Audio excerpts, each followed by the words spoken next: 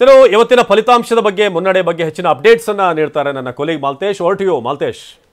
Thank you Avinash. ಹೌದು, 18ನೇ ಲೋಕಸಭಾ ಚುನಾವಣೆಗೆ ಸಂಬಂಧಪಟ್ಟ ಹಾಗೆ ಸಂಸತ್ತು ಪ್ರವೇಶ ಮಾಡುವಂತವ್ರು ಯಾರು, ಯಾರಿಗೆ ಸರ್ಕಾರ ರಚನೆ ಮಾಡುವಂತಹ ಅವಕಾಶ ಇದೆ, ಅದರಲ್ಲೂ ಕೂಡ ಸಮೀಕ್ಷೆಗಳು ಕೊಟ್ಟಿದ್ದಂತಹ ವರದಿ, ಅದರಲ್ಲೂ ಕೂಡ ಎಕ್ಸಿಟ್ ಪೋಲ್ ವರದಿ ಅಂತಲ್ಲ, ಬಹುತೇಕ ಇಲ್ಲಿ ಅದು ಸಕ್ಸಸ್ ಆಗಿಲ್ಲ ಅನ್ನುವಂಥದ್ದನ್ನ ಗೊತ್ತಾಗ್ತದೆ. ಸಕ್ಸಸ್ ರೇಟ್ ಅನ್ನುವಂಥದ್ದು ಬಂದ್ರೆ ಇದು ಒಂದು 50%ಗಿಂತ ಕಮ್ಮಿ ಇದೆ. ಆ ಲೆಕ್ಕಕ್ಕೆ ನಾವು ನೋಡ್ತಾ ಬರೋದು, ಯಾಕಂದ್ರೆ 400 ಕ್ಷೇತ್ರ ಕೊಟ್ಟಂತದ್ದು ಕೂಡ ಉಂಟು.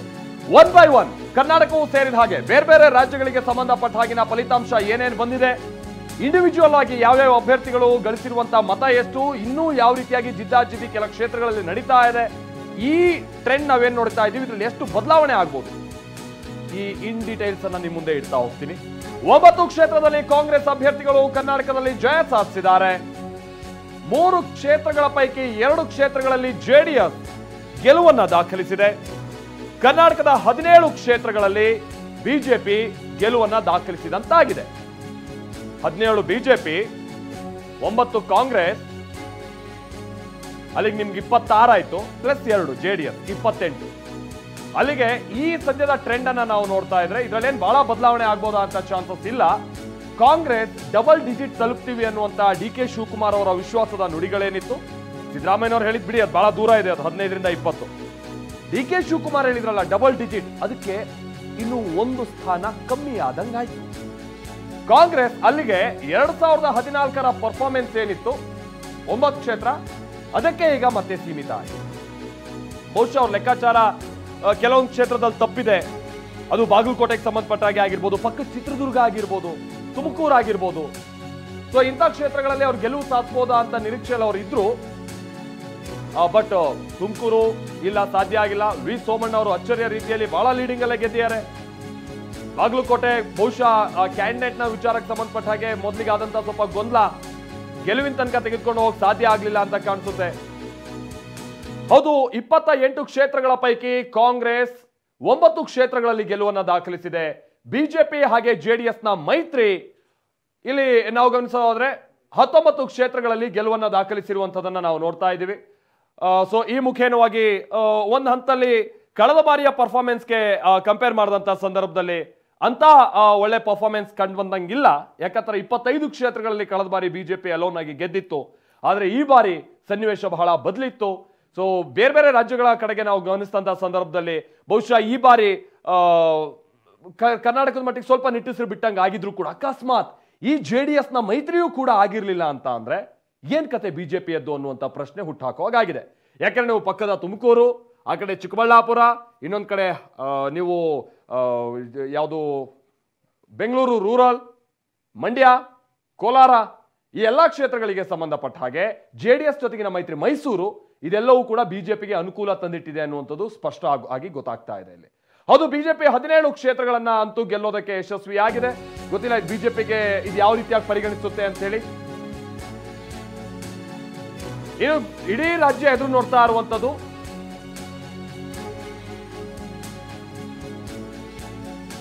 ಎಲ್ಲರೂ ಎದುರು ನೋಡ್ತಾ ಇದ್ದಂಥದ್ದು ಅದು ಡಾಕ್ಟರ್ ಸಿ.ಎನ್. ಮಂಜುನಾಥ್ ಅವರ ರಾಜಕೀಯ ಭವಿಷ್ಯ ಏನು ಅನ್ನುವಂಥದ್ದು. ಹೃದಯವಂತನ ವಿರುದ್ಧವಾಗಿ ಡಿ.ಕೆ. ಸುರೇಶ್ ಅವರು ಸೋತಂಗಾಗಿದೆ. ಬಿಜೆಪಿಯ ಮೂಲಕ ರಾಜಕೀಯ ಅದೃಷ್ಟ ಪರೀಕ್ಷೆಯಲ್ಲಿ ಡಾಕ್ಟರ್ ಸಿ.ಎನ್. ಮಂಜುನಾಥ್ಗೆ ಗೆಲುವು ಸಿಕ್ಕಂತಾಗಿದೆ.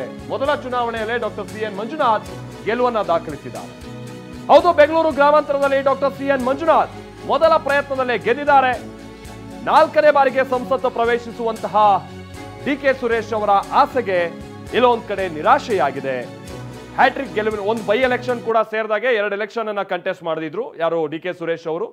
ಸೊ ಇನ್ನೊಂದು ಗೆಲುವಿನ ನಿರೀಕ್ಷೆಯಲ್ಲಿದ್ದಂತಹ ಡಿ.ಕೆ. ಸುರೇಶ್ ಅವರಿಗೆ ಗೆಲುವು ಸಾಧ್ಯ ಆಗಿಲ್ಲ.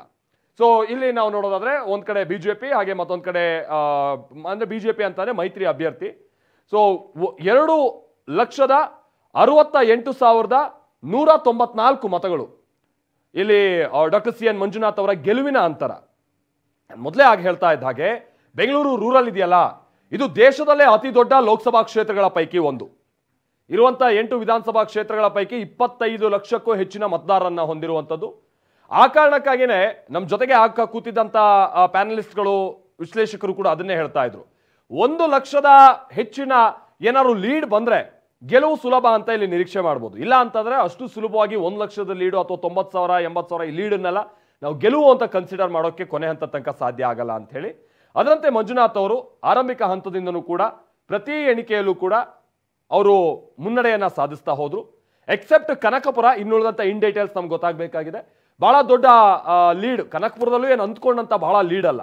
ಅದನ್ನು ಹೊರತುಪಡಿಸಿ ಉಳಿದಂತ 7 ವಿಧಾನಸಭಾ ಕ್ಷೇತ್ರದ ವ್ಯಾಪ್ತಿಯಲ್ಲೂ ಕೂಡ ಬಹಳ ದೊಡ್ಡ ಮಟ್ಟದ ಲೀಡ್ ಇಲ್ಲಿ ಡಿ ಕೆ ಸುರೇಶ್ ಅವರಿಗೆ ತಂದುಕೊಡೋದಕ್ಕೆ ಕಾಂಗ್ರೆಸ್ಗೆ ಸಾಧ್ಯ ಆಗಲಿಲ್ಲ. ಆ ಕಾರಣಕ್ಕಾಗಿ ಡಿ ಕೆ ಸುರೇಶ್ ಅವರು ವಿಚಾರ ಆಗ್ತಾರೆ. ಕಳೆದ ಬಾರಿಯ ಲೋಕಸಭಾ ಚುನಾವಣೆಯಲ್ಲಿ ರಾಜ್ಯದಿಂದ ಗೆದ್ದಿದ್ದಂತ ಏಕೈಕ ಸಂಸದ ಕಾಂಗ್ರೆಸ್ನ ಸಂಸದ, ಬಟ್ ಈ ಬಾರಿ ಅವರು ಸೋತಂಗಾಗಿದೆ. ಸೊ ಈ ಮುಖೇನವಾಗಿ ನಾನು ಮೊದಲೇ ಹೇಳಿದಾಗೆ ಮೊದಲ ಪ್ರಯತ್ನದಲ್ಲೇ ಡಾಕ್ಟರ್ ಸಿ ಎನ್ ಮಂಜುನಾಥ್ ಗೆಲುವನ್ನ ದಾಖಲಿಸಿದ್ದಾರೆ.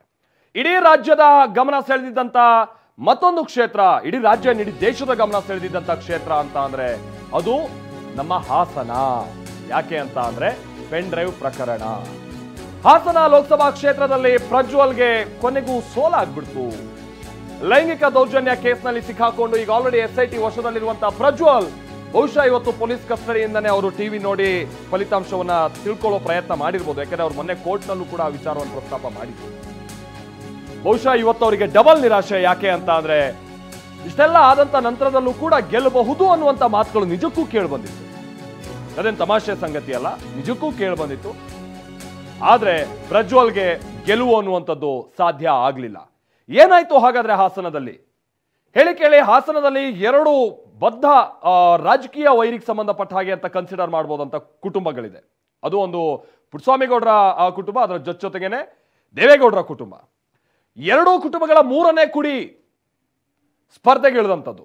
ಹೇಳಿ ಕೇಳಿ, ಇದೇ ಶ್ರೇಯಸ್ ಪಟೇಲ್ ಅವರು ಮೊನ್ನೆ ಹೊಳೆನರಸೀಪುರದ ವಿಧಾನಸಭಾ ಚುನಾವಣೆ ಆದಂತ ಸಂದರ್ಭದಲ್ಲಿ ರೇವಣ್ಣ ಅವರಿಗೆ ಬಹಳ ಟಕ್ಕರ್ ಅನ್ನ ಕೊಟ್ಟಿದ್ರು. ಕೊನೆ ಹಂತದಲ್ಲಿ ಶ್ರೇಯಸ್ ಪಟೇಲ್ ಇಲ್ಲಿ ಸೋಲನ್ನು ಒಪ್ಕೊಳ್ಬೇಕಾಯ್ತು.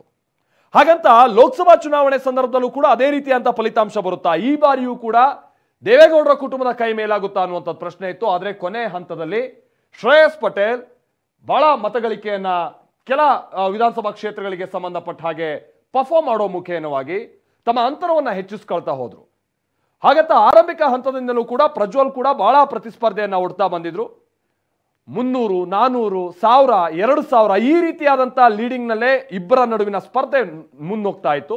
ಅಂತಿಮವಾಗಿ ಶ್ರೇಯಸ್ ಪಟೇಲ್ 43,738 ಮತಗಳ ಅಂತರದಲ್ಲಿ ಪ್ರಜ್ವಲ್ ಪ್ರಕರಣಕ್ಕೆ ಅಂದ್ರೆ ಈ ಲೈಂಗಿಕ ದೌರ್ಜನ್ಯ ಪ್ರಕರಣಕ್ಕೆ ಸಂಬಂಧಪಟ್ಟಾಗ ಈಗ ಆಲ್ರೆಡಿ ಪೊಲೀಸ್ ವಶದಲ್ಲಿರುವಂತಹ ಪ್ರಜ್ವಲ್ ವಿರುದ್ಧವಾಗಿ ಗೆದ್ದಿದ್ದಾರೆ.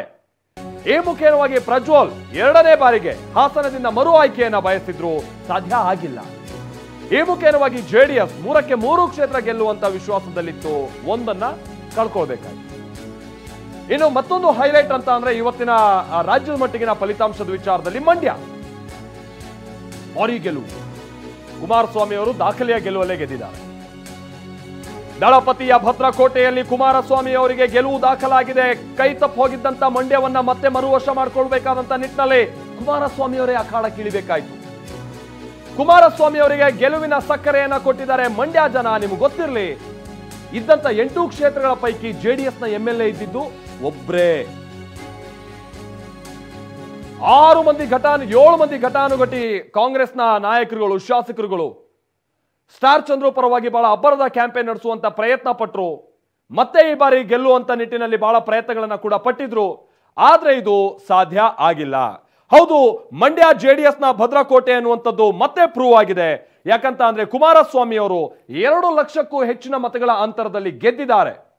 ಮಂಡ್ಯದಲ್ಲಿ ಕುಮಾರಸ್ವಾಮಿ ಅವರು ಈ ಬಾರಿ ಗೆಲುವಿನ ಸಿಹಿಯನ್ನ ಉಂಡಿದ್ದಾರೆ ಅನ್ನುವಂಥದ್ದು ಸ್ಪಷ್ಟ. ಮಂಡ್ಯ JDSನ ಭದ್ರಕೋಟೆ ಅನ್ನುವಂಥದ್ದನ್ನ ಮತ್ತೊಮ್ಮೆ ಅವರು ನಿರೂಪಿಸಿದ್ದಾರೆ. ಇದೊಂದು ಮಾತ್ರ ಅಲ್ಲ, 2019ರ ಚುನಾವಣೆಯ ಸಂದರ್ಭದಲ್ಲಿ ತನ್ನ ಪುತ್ರನಿಗಾಗಿದ್ದಂತ ಸೋಲಿನ ಸೇಡನ್ನ ಕುಮಾರಸ್ವಾಮಿ ಅವರು ತೀರಿಸ್ಕೊಂಡಂಗಾಗಿದೆ. ಬಟ್ ಯಾರ ವಿರುದ್ಧ ಆ ಸೇಡು ಅನ್ನುವಂಥದ್ದು ಒಂದು ಪ್ರಶ್ನೆ ಅಷ್ಟೇ. ಯಾಕಂತಾರೆ ಇವತ್ತು ಅವ್ರು ಯಾರು ವಿರುದ್ಧವಾಗಿ ಗೆದ್ದಿದ್ದಾರೋ ಅದೇ ಪಕ್ಷ ಕಳೆದ ಬಾರಿ ಮೈತ್ರಿ ಮಾಡ್ಕೊಂಡಿತ್ತು. ಅದೇ ಪಕ್ಷದ ಜೊತೆಗೂಡಿನೇ ಕುಮಾರಸ್ವಾಮಿ ಅವರು ಜೋಡೆತ್ತಿನ ರೀತಿಯಾಗಿ ಅಖಾಡಕ್ಕೆ ಇಳಿದಿದ್ರು. ಆದ್ರೆ ಈ ಬಾರಿ ಅದೇ ಪಕ್ಷದ ವಿರುದ್ಧವಾಗಿ ಅವರು ಕಣಕ್ಕೆ ಇಳಿದಿದ್ರು. ಆ ನಂತರದ ರಾಜಕೀಯ ಸಂಗತಿಗಳು ಬೇರೆ ಬೇರೆ ಇದೆ. ಅವ್ರು ಯಾರವತ್ತು ಅಂತನ ಜೋಡೆತ್ತು ಅನ್ನುವಂಥ ರೀತಿಯಾಗಿ ಅವರು ಪರಿಗಣಿಸಿದ್ರು. ಅದಾದ ನಂತರದಲ್ಲಿ ಬದಲಾದ ರಾಜಕೀಯ ಸನ್ನಿವೇಶದಲ್ಲಿ ಈಗ ಬದ್ಧ ರಾಜಕೀಯ ವೈರತ್ವ ಮತ್ತೆ ಶುರುವಾಗಿದೆ.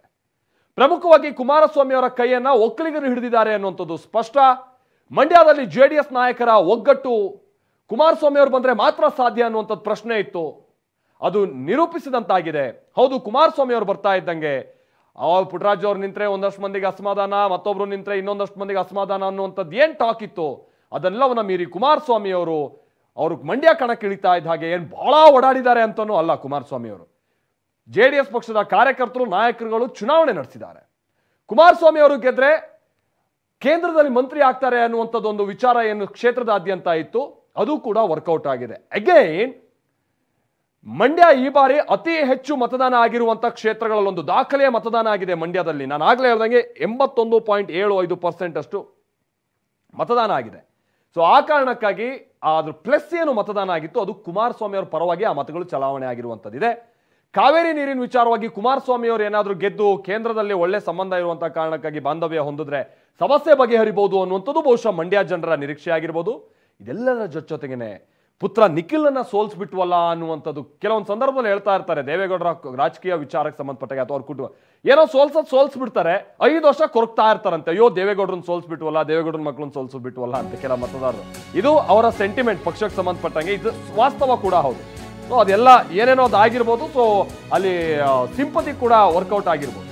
ಇದು ಒಂದು. ಬೆಳಗಾವಿಯಲ್ಲಿ ಹೆಬ್ಬಾಳ್ಕರ್ ಅವರಿಗೆ ಭಾರಿ ಹಿನ್ನಡೆ.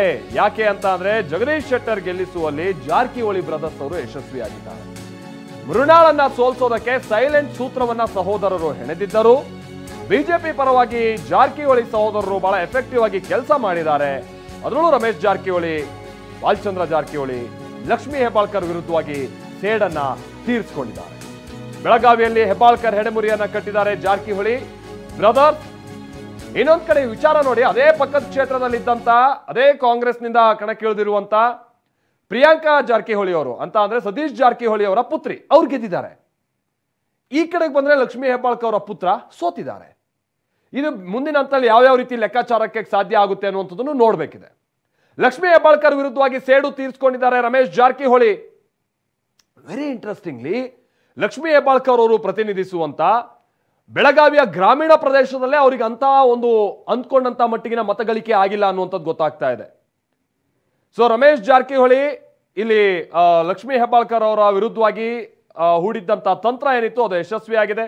ಬೆಳಗಾವಿಯಲ್ಲಿ ಹೆಬ್ಬಾಳ್ಕರ್ ಅವರ ಹೆಡೆಮುರಿಯನ್ನ ಕಟ್ಟಿದ್ದಾರೆ ಜಾರಕಿಹೊಳಿ ಬ್ರದರ್ಸ್.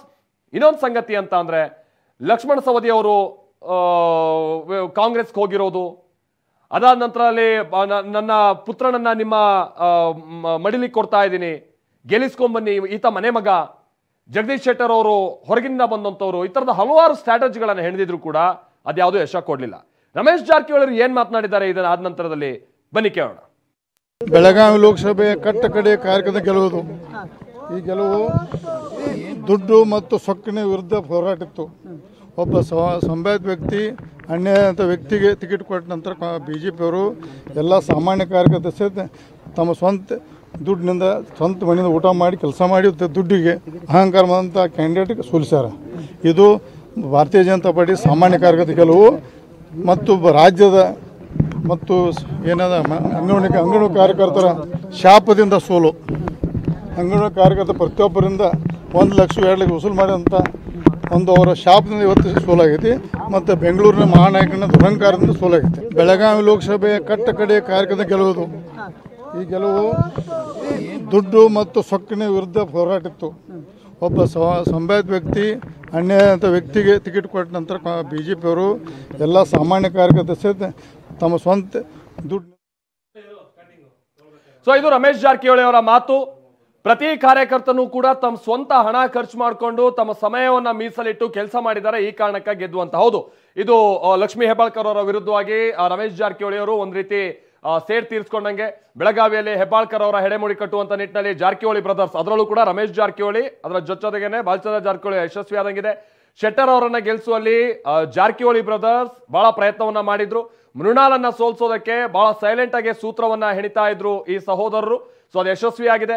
ಬಿಜೆಪಿ ಪರವಾಗಿ ಕೆಲಸ ಮಾಡಿದ್ರು ಜಾರಕಿಹೊಳಿ ಸಹೋದರರು, ಅದು ಅನುಕೂಲ ತಂದಿದೆ. ಪಕ್ಷದ ಪರವಾಗಿ, ಅಭ್ಯರ್ಥಿ ಪರವಾಗಿ ಬಹಳ ಮೈಚಳಿ ಬಿಟ್ಟು ಕೆಲಸ ಮಾಡಿದ್ದಾರೆ. ಅದರಲ್ಲೂ ಕೂಡ ಗೋಕಾಕ್ ಅಂತ ಅಂದ್ರೆ ರಮೇಶ್ ಜಾರಕಿಹೊಳಿ ಅವರು, ಅರ್ಬಾವಿ ಅಂತ ಅಂದ್ರೆ ಈ ಕಡೆ ಬಾಲಚಂದ್ರ ಜಾರಕಿಹೊಳಿ ಅವರು ಅಲ್ಲಿ ಬಹಳ ಒಗ್ಗಟ್ಟಿನ ಕೆಲಸ ಮಾಡಿದ್ದಾರೆ. ಇನ್ನು ಬೆಳಗಾವಿಯಲ್ಲಿ ಜಾರಕಿಹೊಳಿ ಬ್ರದರ್ಸ್ ಈ ಮುಖೇನವಾಗಿ ಮತ್ತೆ ತಮ್ಮ ಹತೋಟಿಗೆ ತೆಗೆದುಕೊಳ್ಳುವಂತ ಪ್ರಯತ್ನವನ್ನ ಪಟ್ಟಿದ್ದಾರೆ. ಅದೇ ವಿಚಾರ ಅಂತ ಅಂದ್ರೆ ಚಿಕ್ಕೋಡಿಯಲ್ಲಿ ಹೆಬ್ಬಾಳ್ಕರ್ ಅವ್ರು ಕೆಲಸ ಮಾಡಬೇಕು, ಬೆಳಗಾವಿಯಲ್ಲಿ ಸತೀಶ್ ಜಾರಕಿಹೊಳಿ ಅವರು ಕೆಲಸ ಮಾಡಬೇಕಾದ್ರೆ ಪರಸ್ಪರ ಗೆಲುವಿಗಾಗಿ ಪ್ರಯತ್ನ ಪಡಬೇಕು ಅನ್ನುವಂಥ ನಿಟ್ಟಿನಲ್ಲಿ ಕೆಲವೊಂದು ಮಾತುಗಳೆಲ್ಲ ಕೇಳಿ ಬಂದಿತ್ತು. ಬಟ್ ಸತೀಶ್ ಜಾರಕಿಹೊಳಿ ಅವರಂತೂ ಮಗಳನ್ನ ಗೆಲ್ಸ್ಕೊಂಡ್ ಬರುವಂತ ನಿಟ್ಟಿನಲ್ಲಿ ಯಶಸ್ವಿ ಆಗಿದ್ದಾರೆ. ನೋಡಿ, ಅರಬಾವಿ ಕ್ಷೇತ್ರದಲ್ಲೇ ಬಿಜೆಪಿಗೆ 21,000 ಮತಗಳ ಲೀಡ್ ಬಂದಿದೆ ಲೆಕ್ಕ ಹಾಕಿ. ಸೊ ಇದು ಯಾವ ಮಟ್ಟಿಗೆ ಅವರು ಮೈಚಳಿ ಬಿಟ್ಟು ಕೆಲಸ ಮಾಡಿದ್ರು ಅನ್ನುವಂಥದ್ದಕ್ಕೆ ಒಂದು ಉದಾಹರಣೆಗಳಷ್ಟೇ. ಈ ಮುಖೇನವಾಗಿ ಸಾಧ್ಯ ಆಗಿದೆ ಜಗದೀಶ್ ಶೆಟ್ಟರ್ ಅವರನ್ನ ಗೆಲ್ಸ್ಕೊಂಡ್ಬರುವಂತ ನಿಟ್ಟಿನಲ್ಲಿ. ಲೋಕಸಭೆಯ ಕಾಂಗ್ರೆಸ್ ನಾಯಕನಿಗೆ ಸೋಲು. ಯೂಸಫ್ ಪಠಾಣ್ ಗೆದ್ದಿದ್ದಾರೆ ಕ್ರಿಕೆಟರ್ ಬೇರಾನ್ಪುರದಲ್ಲಿ. ಅಧೀರ್ ರಂಜನ್ ಚೌಧರಿ ಕಾಂಗ್ರೆಸ್ನ ಲೋಕಸಭೆಯ ಲೀಡರ್, ಅವರೇ ಸೋತವ್ರೆ. ಕೊನೆ ಹಂತದ ತನಕನೂ ಕೂಡ ಸ್ವಲ್ಪ ಲೀಡ್ ನಲ್ಲೇ ಇದ್ರು. ಆದ್ರೆ ಕೊನೆ ಹಂತದಲ್ಲಿ ಅದೇನಾಯ್ತು ಅನ್ನೋ ಯೂಸಫ್ ಪಠಾಣ್ ಗೆದ್ದುಬಿಟ್ಟಿದ್ದಾರೆ. ಆಮೇಲೆ ಅಧೀರ್ ರಂಜನ್ ಚೌಧರಿ ಹೆಚ್ಚು ಕಡಿಮೆ 1999ರಿಂದಲೂ ಕೂಡ ಬೇರಾನ್ಪುರವನ್ನ ಪ್ರತಿನಿಧಿಸಿಕೊಂಡು ಬರ್ತಾ ಇರುವಂತವ್ರು. ಟಿಎಂಸಿಯನ್ನ ಕಟುವಾಗಿ ವಿರೋಧಿಸ್ತಾ ಇದ್ದಂತವ್ರು ಅಧೀರ್ ರಂಜನ್ ಚೌಧರಿ. ಯಾವ ಮಟ್ಟಿಗೆ ಅಂತಾರೆ, ಅಧೀರ್ ರಂಜನ್ ಚೌಧರಿ ಒಂದು ಮಾತನ್ನ ಹೇಳಿದ್ರು, ವೋಟ್ ಹಾಕ್ತಿರೋ ಕಾಂಗ್ರೆಸ್ಸಿಗೆ ಹಾಕಿ, ಇಲ್ಲ ಬಿಜೆಪಿಗೆ ಹಾಕಿ, ಬೇಕಾದ್ರೆ ಟಿಎಂಸಿಗೆ ಹಾಕ್ಬಿಡಿ ಅಂತ. ಉತ್ತರ ಪ್ರದೇಶದ ಲಖೀಂಪುರ ಖೇರಿ ಕ್ಷೇತ್ರದಲ್ಲೂ ಬಿಜೆಪಿಗೆ ಸೋಲಾಗಿದೆ. ಎಸ್ಪಿ ಅಭ್ಯರ್ಥಿ ಉತ್ಕರ್ಷ್ ವರ್ಮಾ, ಲಖೀಂಪುರ ಖೇರಿ ನಿಮ್ಗೆಲ್ಲ ಗೊತ್ತಲ್ಲ, ರೈತರ ಮೇಲೆ ಥಾರ್ ಜೀಪ್ ಅನ್ನ ಹರಿಸಿದ್ದಂತ ಅಜಯ್ ಮಿಶ್ರಾ ಪುತ್ರ, ಅದೆಲ್ಲ ಆನಂತರದಲ್ಲಿ ಏನೇನು ಸುದ್ದಿಯಾಗಿತ್ತು ಅಂತ. 4 ಮಂದಿ ರೈತರು ಮೃತಪಟ್ಟಿದ್ರು. ದೇಶದಾದ್ಯಂತ ಬಿಜೆಪಿಗೆ ಬಹಳ ಮುಜುಗುರವನ್ನ ತಂದಿಟ್ಟಿತ್ತು. ಅಂದ್ರೆ ಅವ್ರ ಪುತ್ರ ಅಂತಂದ್ರೆ ಬೆಂಗಾವಲು ವಾಹನ ಹತ್ತಿಸಿದಂಥದ್ದು 2021 ಅಕ್ಟೋಬರ್ 3ನೇ ತಾರೀಕಿನ ನಡೆದಿದ್ದಂತ ಘಟನೆ. ದೇಶವ್ಯಾಪಿ ಬಹಳ ಟೀಕೆ ವ್ಯಕ್ತ ಆದ್ರೂ ಬಿಜೆಪಿ ಅದೇನೋ ಬಹಳ ದೊಡ್ಡ ಘಟನೆ ಅಲ್ಲೋ ಅಂತ ರೀತಿಯಾಗಿ ವರ್ತಿಸಿತ್ತು. ಯಾಕಂದ್ರೆ ತತ್ಕ್ಷಣಕ್ಕೆ ಕ್ರಮ ತೆಗೆದುಕೊಳ್ಳೋಕೆ ಹೋಗಿರ್ಲಿಲ್ಲ ಬಿಜೆಪಿ. ಈಗ ನೋಡಿ, ಅದೇ ಲಖೀಂಪುರ ಖೇರಿ ಕ್ಷೇತ್ರದಲ್ಲಿ ಬಿಜೆಪಿಗೆ ಸೋಲಾಗಿದೆ. ಎಸ್ಪಿ ಅಭ್ಯರ್ಥಿ ಉತ್ಕರ್ಷ್ ವರ್ಮಾ ಮಧುರ್ ಗೆದ್ದಿದ್ದಾರೆ. ಅಲ್ಲಿ ಕೆಲವೊಂದು ವಿಚಾರಗಳು ಎಷ್ಟು ಸೆನ್ಸಿಟಿವ್ ಇರುತ್ತೆ ಅದಕ್ಕೆ ಕ್ವಿಕ್ ಆಗಿ ರಿಯಾಕ್ಟ್ ಮಾಡಬೇಕು. ನಮ್ಮ ಹತ್ರ ಕ್ಷೇತ್ರದ ಜನರ ಬಲ ಇದೆ, ಅಧಿಕಾರ ಇದೆ ಅಂತೇಳಿ ಸ್ವಲ್ಪ ಅದ್ರಲ್ಲೇನೋ ಹಿಂದೆ ಮುಂದೆ ಮಾಡ್ಕೊಂಡು ನೋಡೋಣ ಅನ್ನೋ ರೀತಿಯಾಗಿ ಬಿಟ್ರೆ ಒಂದಲ್ಲ ಒಂದು ರೀತಿ ಹೊಡೆತ ಕೊಡುತ್ತೆ ಅನ್ನೋಂಥದಕ್ಕೆ ಇದು ಸಾಕ್ಷಿ. ಇದು ಲಖೀಂಪುರ ಕೇರಿದು. ಪಶ್ಚಿಮ ಬಂಗಾಳ ನೋಡಿ, ಬಹರಾಂಪುರ ಅಲ್ಲಿ ಯೂಸಫ್ ಪಠಾಣ್ ಅವರು ಗೆದ್ದಿದ್ದಾರೆ. ಯೂಸಫ್ ಪಠಾಣ್ ನಿಮ್ಗೆ ಗೊತ್ತಲ್ಲ, ಟೀಮ್ ಇಂಡಿಯಾವನ್ನ ಪ್ರತಿನಿಧಿಸಿದಂತ ಕ್ರಿಕೆಟರ್, ಇರ್ಫಾನ್ ಪಠಾಣ್ ಅವರ ಸಹೋದರ. ಫೀಲ್ಡ್ ಅಲ್ಲಿ ಇದ್ದಷ್ಟು ದಿವಸನೂ ಕೂಡ ಬಹಳ ಹೊಡಿಬಡಿ ಆಟಕ್ಕೆ ಬಹಳ ಫೇಮಸ್ ಯೂಸಫ್ ಪಠಾಣ್. ಈಗ ರಾಜಕೀಯ ರಂಗದಲ್ಲೂ ಕೂಡ ಫಸ್ಟ್ ಬಾಲೇ 6 ಬಾರಿಸಿದ್ದಾರೆ. ಅಂದ್ರೆ ಫಸ್ಟ್ ಅಟೆಂಪ್ಟ್ ಅಲ್ಲೇ ಇವರು ಬೌಂಡ್ರಿ ಗೆರೆ ದಾಟಿಸಿದ್ದಾರೆ. ಅದು ಗೆದ್ದಿರೋದು ಯಾರ ವಿರುದ್ಧ? ಅಧೀರ್ ರಂಜನ್ ಚೌಧರಿ, ಕಾಂಗ್ರೆಸ್ನ ಲೋಕಸಭಾ ನಾಯಕ. ಮೊನ್ನೆ ಇದೇ ಅಧೀರ್ ರಂಜನ್ ಚೌಧರಿ ವಿಚಾರವಾಗಿ ಖರ್ಗೆ ಏನೋ ಮಾತನಾಡಿದ್ರು. ಅಂದ್ರೆ ಇವರಿಬ್ಬರ ನಡುವೆ ಸ್ವಲ್ಪ ಕ್ಲಾಶಸ್. ಖರ್ಗೆ ಮುಖಕ್ಕೆಲ್ಲ ಮಸಿ ಬಣ್ಣ ಬಳದಿದ್ರು, ಅಂದ್ರೆ ಅವರ ಪೋಸ್ಟರ್ಗೆ. ಅಧೀರ್ ರಂಜನ್ ಚೌಧರಿಯ ವಿಚಾರಕ್ಕೆ ಇದು ಯಾವ ಮಟ್ಟಿಗಿದೆ? ಹೈಕಮಾಂಡೇ ಒಂದು ಡಿಸಿಷನ್ ಆದ್ರೆ ಅಧೀರ್ ರಂಜನ್ ಚೌಧರಿ ಪಶ್ಚಿಮ ಬಂಗಾಳಕ್ಕೆ ಸಂಬಂಧಪಟ್ಟಂಗೆ ಅವ್ರು ತೆಗೆದುಕೊಳ್ಳುವಂತ ಡಿಸಿಷನ್ ನಿರ್ಣಾಯಕ ಅನ್ನುವಂಥ ರೀತಿಯಾಗಿ ಬಿಂಬಿಸುವಂತ ಪ್ರಯತ್ನ ಆಗಿತ್ತು. ಬಟ್ ಈಗ ಅವರೇ ಸೋತಿದ್ದಾರೆ.